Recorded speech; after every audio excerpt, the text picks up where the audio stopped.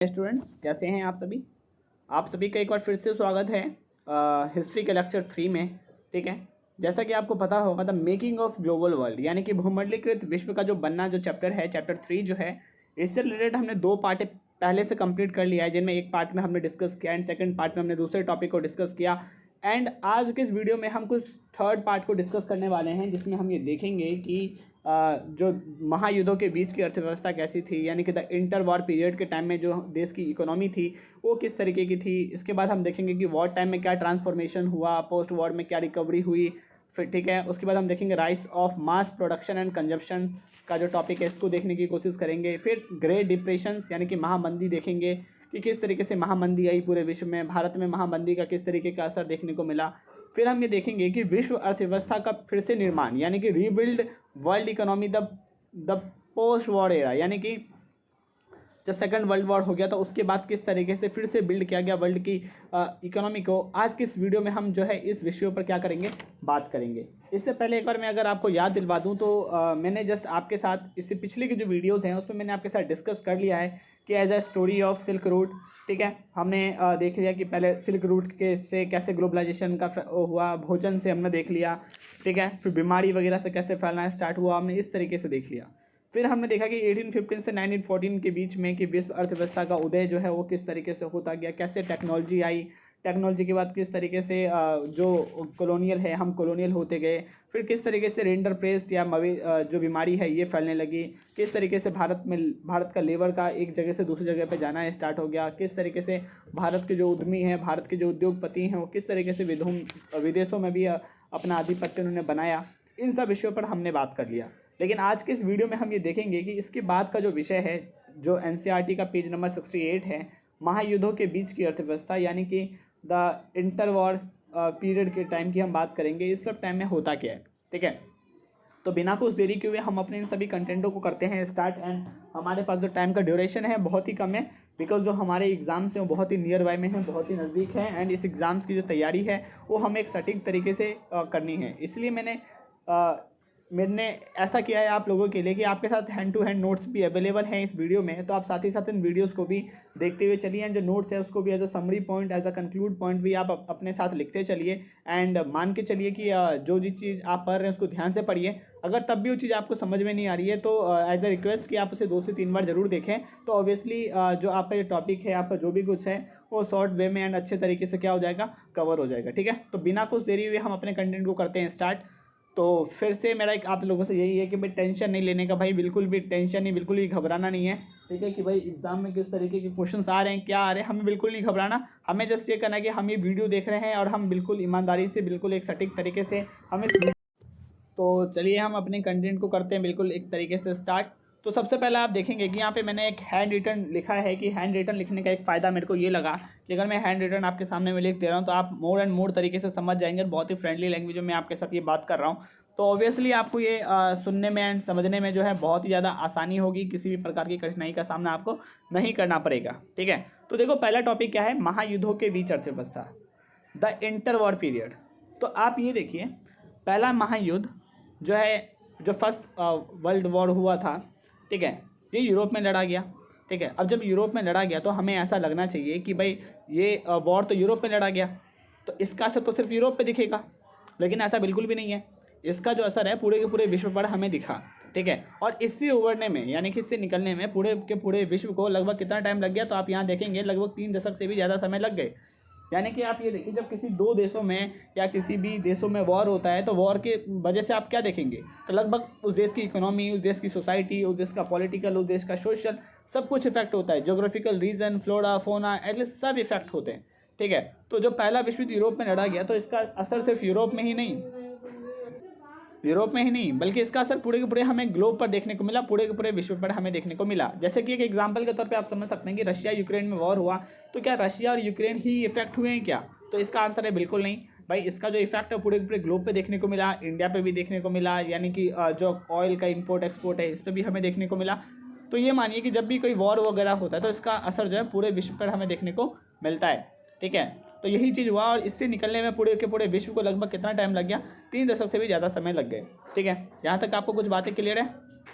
तो अब आप ये समझिए कि जो महायुद्धों के बीच की जो अर्थव्यवस्था थी, इसका सीधा सा कहने का मतलब यही है कि जब फर्स्ट वर्ल्ड वॉर हुआ, तो फर्स्ट वर्ल्ड वॉर हुआ या सेकंड वर्ल्ड वॉर हुआ, कोई सा वर्ल्ड वॉर हुआ, तो ये जहाँ लड़ेंगे तो उसका इफेक्ट तो उसी जगह पे देखने को नहीं मिला, बट उसका जो इफेक्ट है पूरे के पूरे हमें ग्लोब पर देखने को मिला। ठीक है, ऐसा आप मान के चलिए। अब जो नेक्स्ट आपका टॉपिक है जिसका नाम है वॉर टाइम ट्रांसफॉर्मेशन, यानी कि युद्धकालीन रूपांतरण। यहाँ आप देख सकते हैं कि यहाँ ये पॉइंट जो है वो लिखा गया है। तो इसमें क्या है, वॉर टाइम ट्रांसफॉर्मेशन जो है, इसमें आप मान के चलिए कि इसमें जो आपको स्टडी करनी है वो स्टडी करनी है फर्स्ट वर्ल्ड वॉर के बारे में। ध्यान से समझें कि इसमें आपको जो स्टडी करनी है वो है फर्स्ट वर्ल्ड वॉर के बारे में। सिर्फ आपको फर्स्ट वर्ल्ड वॉर पढ़ना है, दूसरा किसी भी प्रकार का वॉर जो है आपको नहीं पढ़ना अभी के टाइम में। ठीक है, जैसे फर्स्ट आप ये मान के चलिए कि वॉर टाइम ट्रांसफॉर्मेशन, आप कंफ्यूज ना हो। ठीक है, वॉर टाइम ट्रांसफॉर्मेशन का सीधा सा मतलब ये कि फर्स्ट वर्ल्ड वॉर हुआ, फर्स्ट वर्ल्ड वॉर का इफेक्ट किस तरीके से बढ़ा, कैसे चीज़ें इफेक्ट हुई, इसका मतलब इससे है। ठीक है, तो आप सीधा से मानिए कि जो युद्धकालीन रूपांतरण है, वॉर टाइम ट्रांसफॉर्मेशन है, ये जनरली हमें कहाँ देखने को मिल रहा है और क्या देखने को मिल रहा है। तो हमें फर्स्ट वर्ल्ड वॉर के बारे में स्टडी करनी है, पूरा का पूरा इम्पैक्ट हमें फर्स्ट वर्ल्ड वॉर के बारे में पढ़ना है। तो इसको आप क्या रखें, ध्यान दें, समझे इस बातों को। ठीक है, तो स्टोरी स्टार्ट होती है फर्स्ट वर्ल्ड वॉर से। तो ध्यान दें क्या है, पहला विश्व युद्ध जो हुआ था, फर्स्ट वर्ल्ड वॉर हुआ था, आपको पता है कि 1914 में ये वर्ल्ड वॉर स्टार्ट हुआ और ये कब तक चला, तो 1918 में चला। किन लोगों के बीच में लड़ा गया, तो ऊपर में देखेंगे आप ब्रिटेन, फ्रांस एंड रूस, इनके बीच में लड़ा गया। नीचे में आप देखेंगे जर्मनी, एस्टोरिया, ऑटोमन एम्पायर, इनके बीच में लड़ा गया। ठीक है, जब ये वॉर स्टार्ट हुआ, फर्स्ट वर्ल्ड वॉर स्टार्ट हुआ, तो लोगों को लगता था कि ये युद्ध जो है ना बस क्रिसमस तक चलेगा एंड क्रिसमस तक ये युद्ध जो है बिल्कुल समाप्त हो जाएगा, इसके बाद कोई प्लानिंग नहीं होगी, कोई योजना नहीं होगी, वॉर खत्म हो जाएगा। ठीक है, लेकिन ऐसा नहीं हुआ, ये युद्ध लगभग 4 सालों तक चलता रहा। ठीक है, ये युद्ध जो है मानव सभ्यता में अब तक नहीं हुआ था। ऐसा मानिए कि जो युद्ध फर्स्ट वर्ल्ड वॉर हुआ था, इसको फर्स्ट वर्ल्ड वॉर आज तक हम इसको याद रखते हैं। क्यों याद रखते हैं, तो आप ये मानिए ना कि ये कोई साधारण युद्ध नहीं था, बहुत ही असाधारण युद्ध था। ठीक है, तो मानव सभ्यता में ऐसा युद्ध अब तक नहीं हुआ था। इस युद्ध में आप देखेंगे, यहाँ पर ये इस युद्ध में आधुनिक औद्योगिकी शक्ति इकट्ठा हो गई थी। ठीक है, आधुनिक औद्योगिक जो शक्तियाँ वो इकट्ठी हो गई थी, यानी कि ब्रिटेन में भी आधुनिक औद्योगिक बहुत तेज गति से चल रहा था, फ्रांस में भी चल रहा था, रूस में भी चल रहा था, जर्मनी, ऑस्ट्रेलिया, इन सब में चल रहे थे। तो ये जो वर्ल्ड वॉर जो ये जो वॉर था, ठीक है, ये लगभग आधुनिक औद्योगिक शक्तियों के बीच में यही चल रहा था। ठीक है, इसके बाद देखिए पहला आधुनिक युद्ध था, ठीक है, जिसमें मशीन गन सबका इस्तेमाल हुआ। यानी कि जो फर्स्ट वर्ल्ड वॉर था ये एक तरीके से बहुत ही मॉडर्न वॉर था, जिसमें मशीन गन जैसी चीज़ें भी इस्तेमाल हुई थी। और इस युद्ध में जन व धन की बहुत हानियाँ हुई। जन कैसे, आपको पता है कि बहुत सारे लोग मरे थे इस युद्ध में। धन कैसे, बहुत ज़्यादा प्रॉपर्टी, बहुत ज़्यादा ये सब चीज़ें जो थी वो क्या हुई थी, इफेक्ट हुई थी। ठीक है, यूरोप में इसका इफेक्ट आप देख सकते हैं। इसका इफेक्ट क्या हुआ कि यूरोप में आदमियों की संख्या कम हो गई, जिसका प्रभाव उसकी अर्थव्यवस्था पर भी दिखा। और युद्ध के समय में, ठीक है, उद्योगों में भी जो व्यक्ति थे या जो आदमी है वो काम कर रहे थे, उन्हें भी कहाँ बुला लिया गया, युद्ध के मोर्चे पर बुला लिया गया, जिसकी वजह से महिलाएं जो थी, ठीक है, वो आदमी का काम करने के लिए घर से बाहर निकलने लगी। ठीक है, और इस युद्ध के कारण अमेरिका से भी सभी देशों ने क्या लेने स्टार्ट कर दिए, कर्ज लेने स्टार्ट कर दिए, लोन लेने स्टार्ट कर दिए, ऐसी चीज़ें होने लगी। ठीक है, तो आप समझिए कि जो वॉर टाइम ट्रांसफॉर्मेशन है, इसका सीधा सा मतलब किससे है, फर्स्ट वर्ल्ड वॉर से है। तो फर्स्ट वर्ल्ड वॉर किसके बीच में लड़ा गया, तो ब्रिटेन, फ्रांस, रूस के बीच में लड़ा गया। ब्रिटेन, फ्रांस, रूस एक ग्रुप में थे, जर्मनी, ऑस्ट्रेलिया, ऑटोमन एम्पायर एक ग्रुप में था, इनके बीच में लड़ा गया। ठीक है, लोगों को लगता था कि ये जो वॉर है वो क्रिसमस तक चलेगा, उसके बाद ये नहीं चलेगा। ठीक है, लेकिन ऐसा नहीं हुआ, ये वॉर काफ़ी लंबे टाइम तक चला। और ये जो वॉर था ये मानव सभ्यता में अब तक ऐसा नहीं हुआ। ठीक है, ऐसा वॉर अब तक ऐसा हुआ ही नहीं था। इस युद्ध में जो है आधुनिक औद्योगिक शक्ति जितनी भी थी वो सभी इकट्ठा हुई थी। इसके वजह से इस युद्ध में जन धन की बहुत ज़्यादा हानि हुई। यूरोप में लगभग आदमियों की संख्या कम हो गई। इसके साथ जो आदमी किसी फैक्ट्री में काम करते थे उन्हें भी बुला लिया गया कि भाई आप भी आओ, आप भी युद्ध में शामिल हो जाओ। तो काफ़ी ज़्यादा आदमियों ने मोर्चा संभाल लिया। तो आदमी की जगह पे महिलाएं काम करने आने लगी। ठीक है, इस तरह की चीज़ें हमें देखने को मिली। और इस युद्ध के कारण ही, ठीक है, अमेरिका से भी सभी देशों ने कर्ज लेने स्टार्ट कर दिए। ठीक है, जितने भी देश थे जो इफेक्ट हुए थे, तो भाई अमेरिका से लोग कर्ज लेना जो है उन्होंने शुरू कर दिया। तो इसका फ़ायदा जस्ट किसको देखने को मिला, अमेरिका को देखने को मिला। अमेरिका एक कर्जदाता बनता चला गया, उसने सभी देशों को कर्ज देना स्टार्ट कर दिया। ठीक है, तो वॉर टाइम ट्रांसफॉर्मेशन, युद्धकालीन रूपांतरण, आपको समझ में आया क्या टॉपिक। तो जब भी आए क्वेश्चन की महायुद्धों के बीच विश्व की अर्थव्यवस्था कैसी थी, तो आप बता देंगे युद्धकालीन रूपांतरण के बारे में। ठीक है, फिर पोस्ट वॉर रिकवरी कैसे होती चली गई, कैसे मास प्रोडक्शन होता चला गया, तो इन सब चीज़ों को आप बताएंगे। कुछ बातें क्लियर हो रही हैं आप लोगों को। ठीक है, तो चलते हैं हम अपने जस्ट नेक्स्ट स्लाइड पे। नेक्स्ट स्लाइड में आप देखेंगे उसका वो टॉपिक है पोस्ट वॉर रिकवरी। यानी कि अब तक तो हमने ये पढ़ लिया कि जब भाई फर्स्ट वर्ल्ड वॉर हुआ था तो फर्स्ट वर्ल्ड वॉर एकदम बहुत भयानक वॉर था, बहुत ज़्यादा लोग इफेक्ट हुए, अमेरिका कर्जदाता बन गया और सभी देशों को लोन लेने पड़ रहे थे, यानी कि पूरी की पूरी देश की व्यवस्था जो थी क्या होती चली गई थी, खराब होती चली गई थी। ठीक है, तो अब जो हम पढ़ रहे हैं पोस्ट वॉर रिकवरी क्या हुआ, तो मतलब यानी कि वॉर के बाद क्या क्या हुआ। तो देखिए अब युद्ध के बाद ब्रिटेन की व्यवस्था बहुत ही ख़राब हो गई थी। ठीक है, जो ब्रिटेन था वो कर्ज में डूब गया, ब्रिटेन जो है बहुत ही कर्ज में डूब गया और भारत जापान में उद्योग लगने लग गए थे। ठीक है, इसके साथ ज़्यादातर जो बेरोज़गार हैं लोगों के अंदर बेरोज़गारी जो है बहुत ही ज़्यादा लेवल पे बढ़ती चली गई थी। ठीक है, और अब ब्रिटेन की ये बस की बात नहीं थी कि वो भारत को, जापान को, ठीक है, वो गुलाम बना ले। ठीक है, और उसके पास ये संभव भी नहीं था क्योंकि अब उसकी उतनी औकात जो है वो रह नहीं गई थी। ठीक है, तो इतनी औकात नहीं रही थी कि वो दोबारा जाके जापान को या भारत को अपना गुलाम बनाए। ठीक है, इसके साथ वॉर की वजह से जो कृषि आधारित अर्थव्यवस्था थी, यानी कि जिन जिन देशों में कृषि व्यवस्था बहुत ही वो थी या पूरा का पूरा देश ही एग्रीकल्चर पे डिपेंड था, वो बहुत ही संकट में आ गया। ठीक है, तो आप देख सकते हैं कि पोस्ट वॉर रिकवरी जनरली था क्या, तो पोस्ट वॉर रिकवरी का सीधा सा मतलब ये है कि युद्ध के बाद जो है, वॉर के बाद जो है ब्रिटेन की व्यवस्था बहुत ही ज़्यादा खराब होती चली गई, ब्रिटेन जो है कर्ज में डूबता चला गया और वो कर्ज किससे लेने लगा, अमेरिका से। तो अब हम चलते हैं अपने नेक्स्ट टॉपिक पे। अगर आपको पोस्ट वॉर रिकवरी यानी कि युद्धोत्तर सुधार, यानी कि जब फर्स्ट वर्ल्ड वॉर हुआ था तो फर्स्ट वर्ल्ड वॉर के बाद किस तरीके से हमें रिकवरी देखने को मिली थी, जब आप ये समझ गए हैं तो अब हम चलते हैं कि बड़े पैमाने पर उत्पादन और उपभोग। ठीक है, यानी कि rise of mass production and consumption. तो पहले आप देखिए क्या हुआ कि पहले फर्स्ट वर्ल्ड वॉर हो गया, जब फर्स्ट यहाँ पे आपने पढ़ा ना, आपने यहाँ पढ़ा कि फर्स्ट वर्ल्ड वॉर हो गया। फर्स्ट वर्ल्ड वॉर के बाद ब्रिटेन की स्थिति बहुत ही ज़्यादा खराब हो गई थी, ब्रिटेन डिपेंड हो गया था अमेरिका के ऊपर। ब्रिटेन की इतनी हिम्मत नहीं बची थी कि किसी भी देश को अपना क्या बनाए, कॉलोनियल बनाए। अब होता क्या है कि अब जो होता है कि अमेरिका जो है, अमेरिका ने बड़े पैमाने पर उत्पादन करना स्टार्ट कर दिया। ठीक है, और जैसे ही उसने उत्पादन करना स्टार्ट कर दिया वैसे ही वहाँ पे कंजप्शंस भी बढ़ते चले गए। अब आपको पता ही नहीं कि अगर आपके पास चीज़ें ज़्यादा आने लगेंगी तो खर्चे भी उतने ही ज़्यादा आपके होने लगेंगे, वो चीज़ जाने भी उतनी ज़्यादा लगेगी। यही जस्ट हुआ। तो rise of mass production and consumption, यानी कि युद्ध के बाद, यानी कि जब वॉर हुआ तो वॉर के बाद अमेरिका में सुधार हुआ। जैसे ही फर्स्ट वर्ल्ड वॉर हुआ उसी के बाद हमें अमेरिका में सुधार हुआ। ठीक है, कैसे सुधार हुआ कि लोग उससे कर्ज लेने लगे और धीरे धीरे उसका डिमांड बढ़ने लगा। लेकिन कुछ समय के बाद क्या हुआ कि उसकी अर्थव्यवस्था में भी हमें कमी आने लगी। कैसे कमी आई आपको पता है? अब ऐसे समझिए कि भाई ब्रिटेन ने उससे क्या ले लिया, ब्रिटेन ने उससे कर्ज ले लिया और भी देशों ने उससे कर्ज ले लिया, सभी देशों ने उससे कर्ज ले लिया, लेकिन अब वो कर्ज लोग रिटर्न दे नहीं रहे हैं उसको। तो भाई इतना ज़्यादा लोन अगर अमेरिका ही देता चला जाएगा तो इसके पास खुद तो कुछ बचेगा नहीं। तो इसी तरीके से इसकी अर्थव्यवस्था में भी हमें क्या देखने को मिलने लगी, गिरावट देखने को मिली, इसकी अर्थव्यवस्था भी हमें ख़राब देखने को मिली। ठीक है, उसके बाद जस्ट क्या हुआ, उसके बाद हुआ, लेकिन कहते हैं ना, लेकिन अमेरिका ने, यहाँ ध्यान दो, लेकिन अमेरिका ने, जो इस वाले लाइन को पढ़ो, लेकिन अमेरिका ने मास प्रोडक्शन पर ध्यान दिया, यानी कि इसकी व्यवस्था में सुधार हुआ। मास प्रोडक्शन का सीधा सा मतलब क्या है, उसने चीज़ों को बड़े लेवल पे मतलब क्या कहते हैं, बड़े लेवल पे उसका प्रोडक्शन करना उसने स्टार्ट कर दिया। जैसे कि एक एग्जांपल के तौर पे हम फोर्ड कंपनी को देख सकते हैं। ठीक है, जो फोर्ड कंपनी है उसमें क्या होता है कि हर एक मिनट में लगभग एक कार जो है लगभग तैयार हो जाती है। ठीक है, इससे होता क्या है कि हर एक मिनट में एक कार तैयार हो जाती है, हर एक मिनट में एक कार तैयार हो जाती है। तो इसका मतलब क्या है कि प्रोडक्शन जो है बहुत ही बड़े लेवल पे हो रहा है। जब प्रोडक्शन बड़े लेवल पे हो रहा है तो डिमांड भी उतनी ही ज़्यादा होगी वहाँ पे। कुछ बातें समझ में आ रही है आपको? तो एक व्यक्ति हैं, ठीक है, आज के टाइम में अगर हम बोले तो उनकी कंपनी है जिसे हम फोर्ड कहते हैं। ठीक है, बट आपको पता है कि टाटा ने उस कंपनी को भी गेट किया, समथिंग ऐसा कुछ है। ठीक है, ये बातें थोड़ी सी अलग हैं, इस बातों को मैं नहीं डिस्कस करना चाहता हूँ। बट आप ये मान के चलिए, जो फोर्ड के जो मालिक थे जिनका नाम था हेनरी फोर्ड, तो हेनरी फोर्ड एक बार एक मीट हाउस में जाते हैं। वहाँ ये देखते हैं कि हर मिनट में लोग, व्यक्ति को क्या मिल रहे होते हैं, मीट जो है वो मिल रहा होता है। ठीक है, यानी कि काम जो है इतने बड़े लेवल पे चल रहा है। तो यही चीज़ उन्होंने देखा और यही चीज़ देखने के बाद तो जस्ट कहाँ आया, अपने कंपनी में आया। उन्होंने अपने कंपनी में बोला कि भाई हम सभी कार का क्या करें कि हम मास लेवल पे प्रोडक्शन करना स्टार्ट कर दें। यानी कि अगर एक व्यक्ति सिर्फ एक ही काम करेगा तो ऑब्वियसली हमारा जो प्रोडक्शन है वो ज़्यादा बढ़ जाएगा। तो यानी कि नट लगाने वाला कोई और होगा, टायर लगाने वाला कोई और होगा, पेंट करने वाला कोई और होगा, शीशा लगाने वाला कोई और होगा, उसकी पॉलिशिंग करने वाला कोई और होगा। ठीक है, तो इस तरीके से हर एक मिनट में एक कार तैयार हो जाएंगी, ऐसा फोर्ड का मानना था।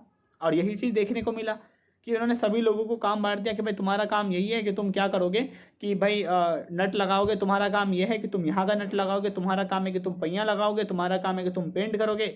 सबको अपने अपने काम बांट दिए। इसका फ़ायदा क्या हुआ कि हर एक मिनट में, हर कुछ मिनटों में एक एक कार बननी क्या हो गई, तैयार हो गई।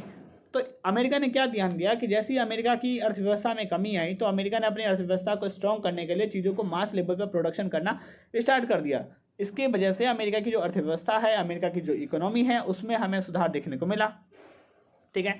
और जैसे इसमें इसकी अर्थव्यवस्था थोड़ी सी मजबूत हुई, इससे लोगों में समय के साथ चीज़ों में भी इजाफा हुआ।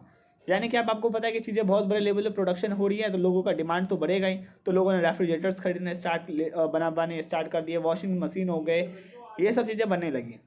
लेकिन 1920 के में क्या होता है, आवास निर्माण में उछाल आया। यानी कि घर वर बनाने की जो होती है, बहुत बड़े लेवल पे लोगों ने घर बनाना इस टाइम में स्टार्ट कर दिया। ठीक है। और 1920 में फिर से, यानी कि 1923 में फिर से अमेरिका जो है क्या बन जाता है, कर्जदाता बन जाता है। यानी कि फिर से अमेरिका जो है वो कर्ज देना स्टार्ट कर देता है। ठीक है। तो यानी कि आप देख सकते हैं कि अमेरिका में किस तरीके से rise of mass production and consumption हुआ, क्यों अमेरिका ने चीज़ों को अडॉप्ट किया। तो सीधा सा मतलब यही है कि भाई युद्ध के बाद अमेरिका में भी सुधार देखने को मिला, लेकिन उसकी जैसी अर्थव्यवस्था में गिरावट आई तो उसने ये कहा कि हम चीज़ों को मास लेवल पर प्रोडक्शन करेंगे। और मास लेवल पर प्रोडक्शन करने का सीधा सा फायदा हमें ये देखने को मिलेगा कि हमारी जो इकोनॉमी है या हमारी जो कंजप्शन है, उन सभी चीज़ों में हमें चेंज देखने को मिलेगी। और इसी चीज़ को अमेरिका ने क्या किया, अडॉप्ट किया। ठीक है। यहाँ तक आपको बातें आई समझ में कि भाई महायुद्धों के बीच में जो हमारी अर्थव्यवस्था थी वो किस तरीके की थी, एंड वॉर टाइम में किस तरीके का ट्रांसफॉर्मेशन हुआ, पोस्ट वॉर रिकवरी कैसे हुई, rise of mass production and consumptions क्या हैं। तो अगर आपको इतनी बातें समझ में आ गई हैं तो अब हम चलते हैं द ग्रेट डिप्रेशन की तरफ। ठीक है, महामंदी के रिस्क पे। अब महामंदी क्या है, ध्यान दें। महामंदी की शुरुआत कब हुई, 1929 में हुई। ठीक है। अब ये ध्यान दो, अमेरिका कब एक बहुत बड़ा कर्जदाता बन गया, 1923 में बन गया। महामंदी कब स्टार्ट हुई, 1929 में हुई। ठीक है।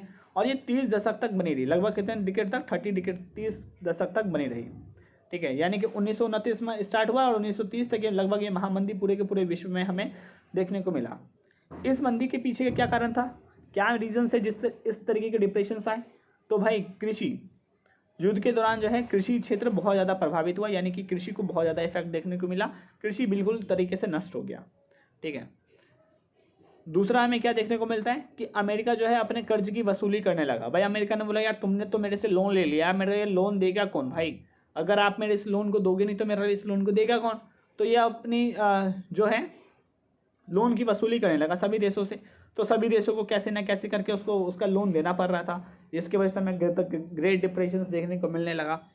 अब इसके बाद क्या हुआ कि अमेरिका के अंदर उद्योग बंद होने लगे।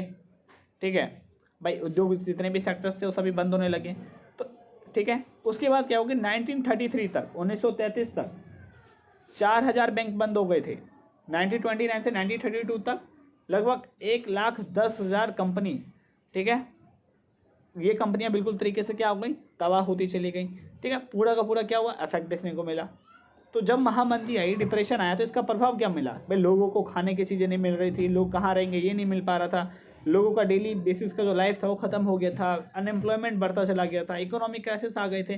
तो इस तरीके की प्रॉब्लम हमें डिप्रेशन में महामंदी के टाइम में देखने को मिल रही थी। तो अगर पूछा जाए पेपर में कि महामंदी की शुरुआत कब हुई, तो 1929 में हुई, कब तक चली, तो 1930 तक बनी रही। और इसके पीछे क्या कारण थे, तो कृषि बिल्कुल तरीके से तबाह हो गया था, अमेरिका कर्ज की वसूली करने लगा था, और अमेरिका में सभी उद्योग जो धंधे हैं वो सभी बंद होने लग गए थे। ठीक है, और लगभग 4000 बैंक बंद हो गए थे, 1,10,000 कंपनियां बंद हो गई थी। तो इन सभी का प्रभाव हमें देखने को मिला कि लोगों के अंदर भोजन की कमी देखने को मिली, आवास की कमी देखने को मिली, लोगों का निजी जीवन खराब हो गया, बेरोजगारी बढ़ गई, आर्थिक संकट आ गया, इस तरीके की चीज़ें हमें देखने को मिली।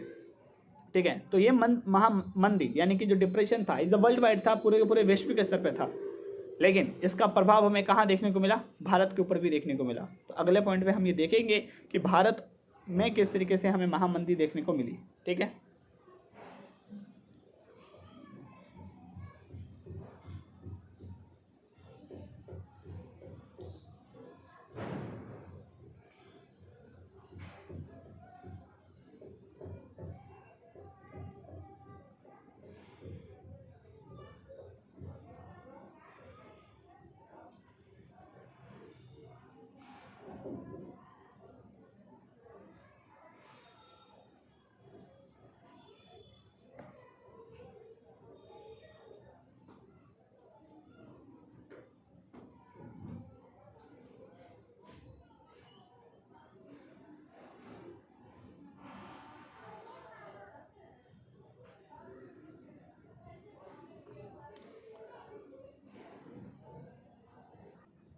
तो अब हम ये देखते हैं कि भारत में किस तरीके से ये जो डिप्रेशन फेस किया गया, ये महामारी फेस की गई, ठीक है। तो अब ये देखिए कि जो ये महामारी स्टार्ट हो गया था, तो अब ये मानिए कि अब पूरा का पूरा वर्ल्ड क्या हो गया, ग्लोबलाइज हो गया।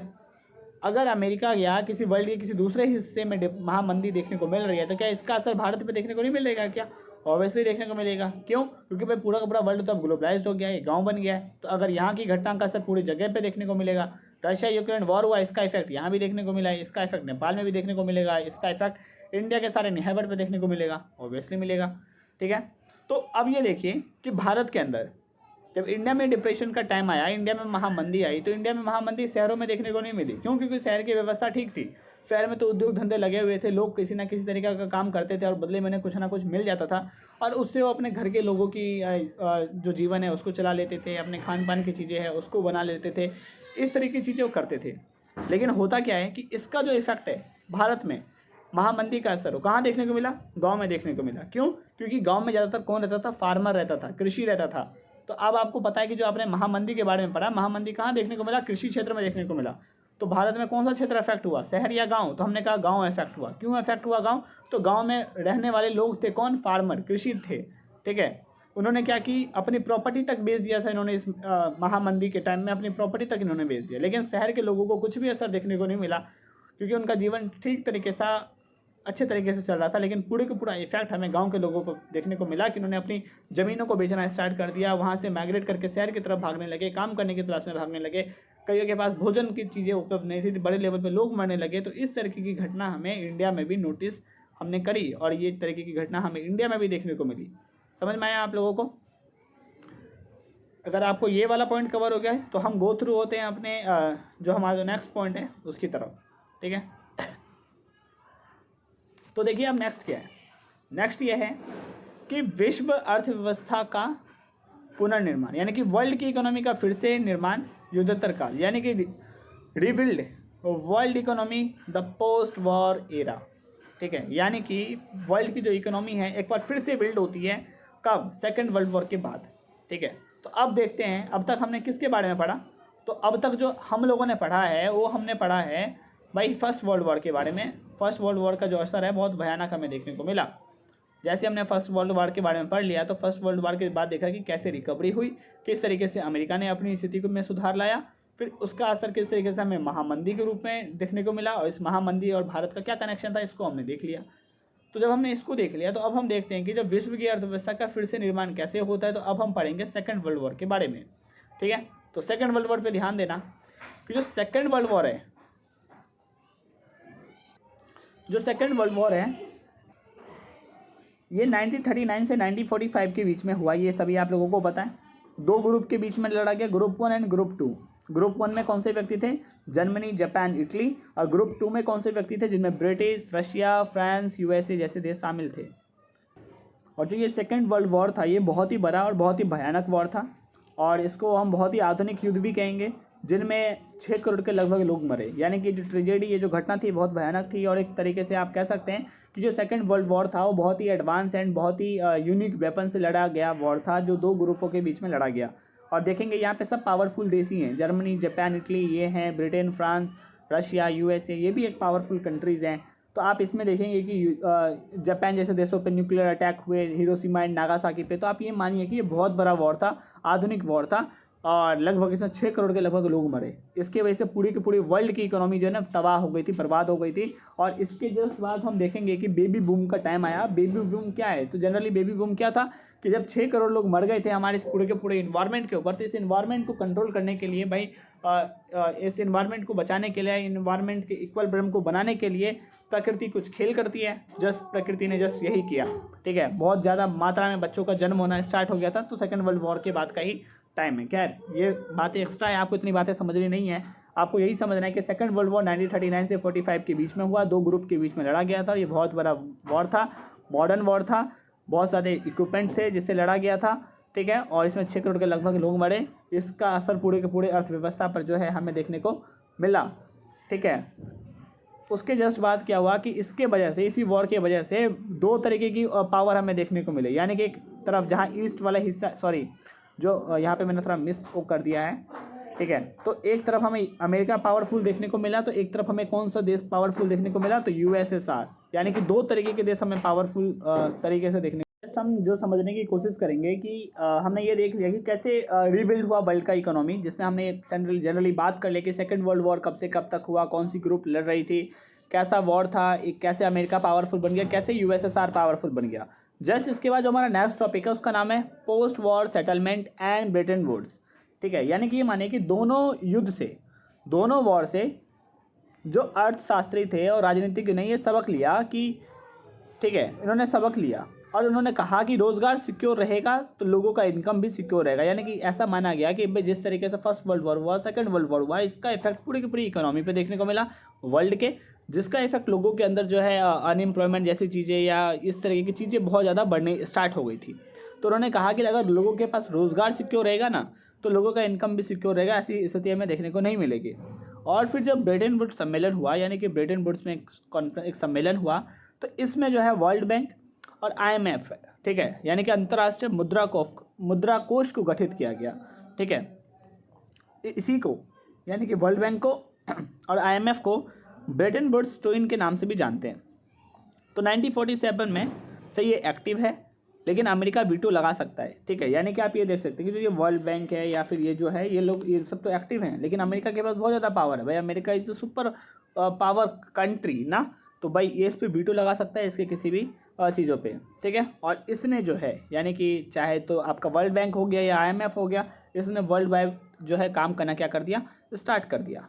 ठीक है, एंड अगेन, और ये आपके इस चैप्टर का क्या है, लास्ट पॉइंट है, जिसका नाम है औपनिवेशीकरण और स्वतंत्रता, यानी कि डीकोलोनाइजेशन एंड इंडिपेंडेंस। ठीक है, तो इसमें आप देखिए क्या है कि दूसरा विश्व युद्ध खत्म होने के बाद विश्व का बड़ा भाग यूरोप के अधीन था। ये बात आपको पता है कि भाई विश्व युद्ध खत्म हो गया तो बहुत ज़्यादा हिस्सा यूरोप के अंडर में था, यानी कि गुलाम था, उसके संसाधन पर यूरोप का नियंत्रण था। ऐसे ही कई देश थे जिन पर उपनिवेशों का नियंत्रण था।